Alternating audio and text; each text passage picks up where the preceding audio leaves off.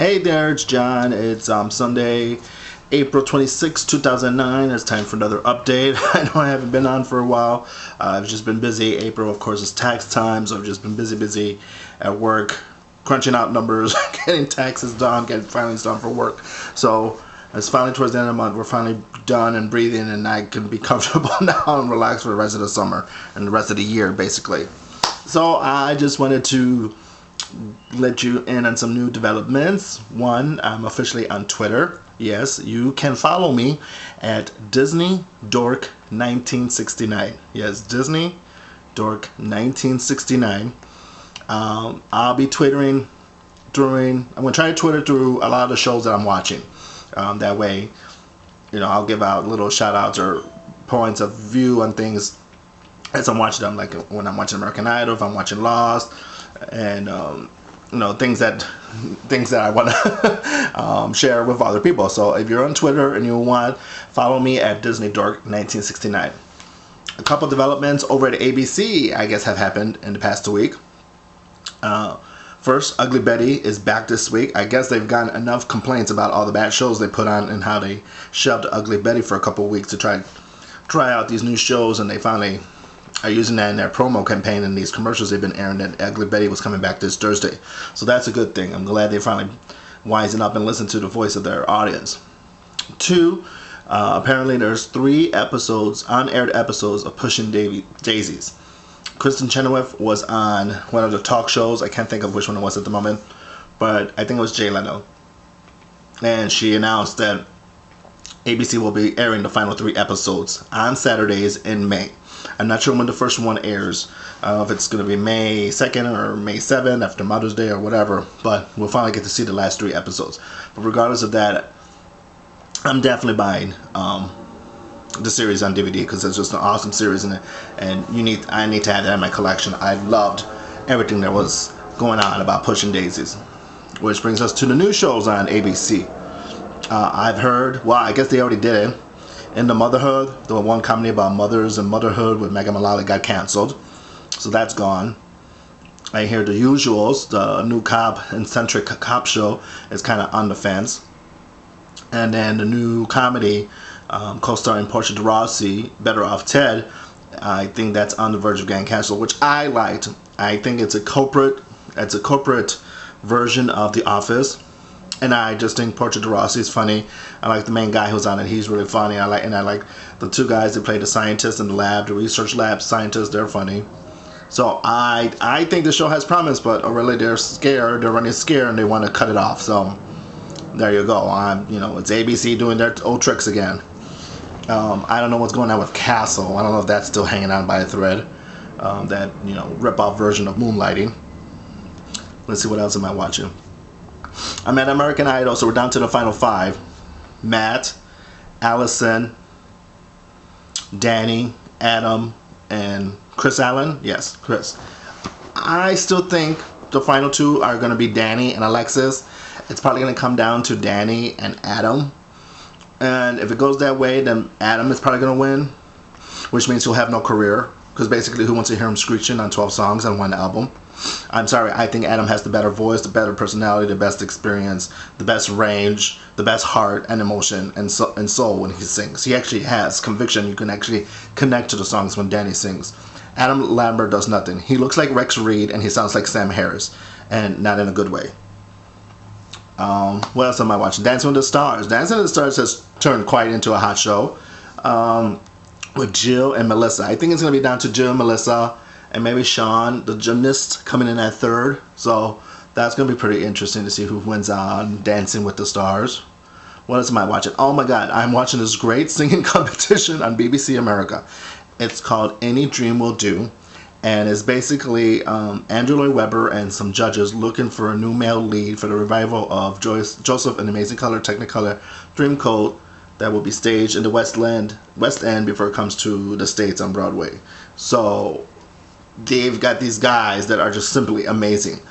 So it's on Sunday nights, like 8 or 9 on BBC America. So if you want to flip to that, I'd highly recommend that.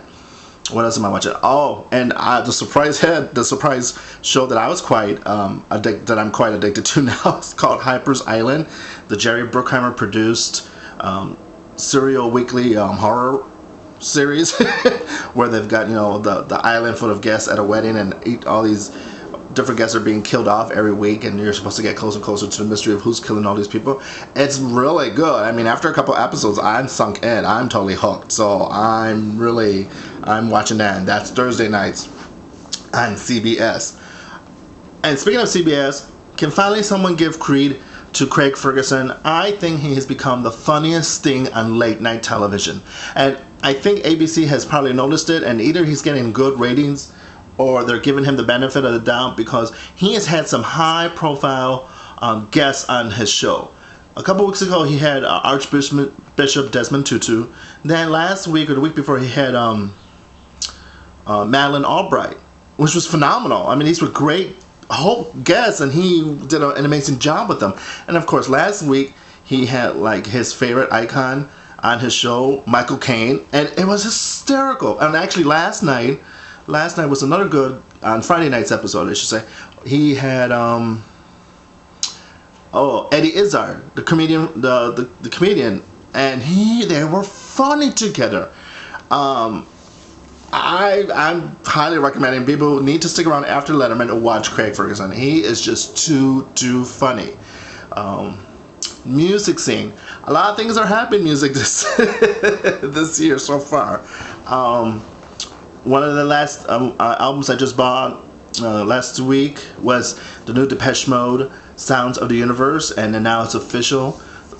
Depeche Mode will be one of the headlining acts at Lollapalooza 2009 in Chicago, in Grand Park, so I'm definitely going to that. I cannot miss Depeche Mode. Last year I saw a 3-hour phenomenal concert of The Cure last May, and now this summer Depeche Mode tour. It's time to come and take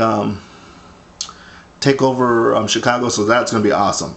One of the other groups going at Lollapalooza is going to be Snoop Dogg and Beastie Boys, Reunited Jane's Addiction.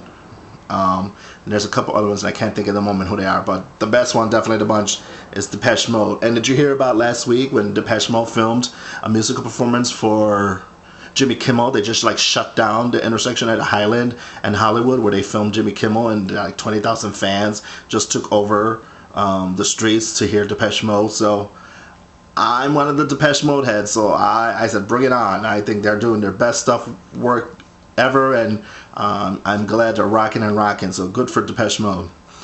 Speaking of The Cure, they were at the Coachella Festival last Sunday. They did a nearly 3-hour concert that had to be shut down by the park officials, the festival officials, because they just kept going past the midnight hour. I was able to record the concert off the internet, and I have the whole concert in its entirety, and I was able to remaster and remix it and change it to MP3 and put out my thing. It was great. It was a phenomenal concert. So if you hear about the Cure's concert at Coachella, it was just an amazing concert. Let's see what else is going on. Oh, and apparently this summer in Chicago is going to be 80s reunion, 80s diva reunion. There's a big music festival that happens early August every year. It's called the Halsted Street Market Days, and it's kind of like an alternative gay food arts festival. So, and they usually bring in, and it's 2 nights of performances and stuff, and they bring in bunch of 80s acts and has-been acts and whatever, but 3 actually of the acts that are going to be really good this year. On Saturday night, the first night will be In Vogue.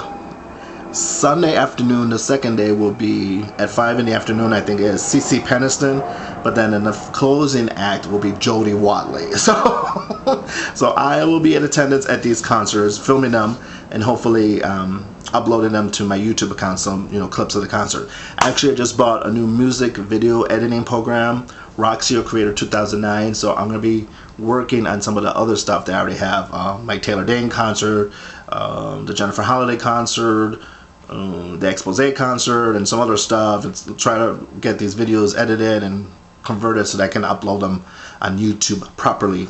Other than that, that's pretty much it for now. So there's a lot of stuff going to be happening this summer here in Chicago, so that'll be great. So if you're in town and you happen to be, it seems like August is the weekend. The first week of August will be Lollapalooza Fest in Grand Park, downtown Chicago. And then the second weekend in August is the Hallstatt Street Market Days Fair. So come and check that out. So that's a bit for now. I will talk to you later. Bye.